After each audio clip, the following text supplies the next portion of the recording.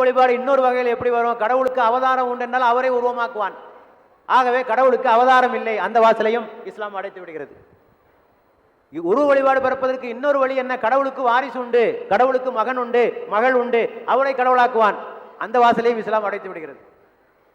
அப்புறமாக கடவுளை நெருங்குவதற்கு குட்டி தேவதைகள் என்று உருவாக்குவான். கடவுள் அல்ல, ஆனால் கடவுளை நெருங்குவதற்கான குட்டி தெய்வங்கள் என்று சிலரை உருவாக்குவார்கள். இஸ்லாம் சொல்கிறது இறைவனை நேரடியாக நெருங்கலாம், குட்டி தேவதைகள் தேவையில்லை, அந்த வாசலை அடைக்கிறது. சிலர் இறை தூதர்களை உருவப்படுத்துவார்கள், கடவுளுடைய தூதர்களை உருவமாக்குவார்கள். நபிகள் நாயகத்துடைய உருவத்தை வரையக்கூடாது, நபிகள் நாயகமே போட்டுவிட்டது, தடை அது. ஏன்னா நபிகள் நாயகம் உருவத்தை வரைகிறது ஒன்றும் கஷ்டம் இல்லை. 7ஆம் நூற்றாண்டிலே சிற்பக்கலை, ஓவியக்கலை எல்லாம் பிரபலமாக இருந்த காலம்தான் அது, ஒன்று அதுக்கு முந்தைய காலம் இல்லை. ஆக நபிகள் நாயகன் படத்தை வரைய நினைத்திருந்தால் வரைந்திருக்கலாம், முடிந்திருந்தால் சிற்பத்திலே வடித்திருக்கலாம், அது ஒன்றும் பெரிய காரியம் இல்லை, வரையக்கூடாது.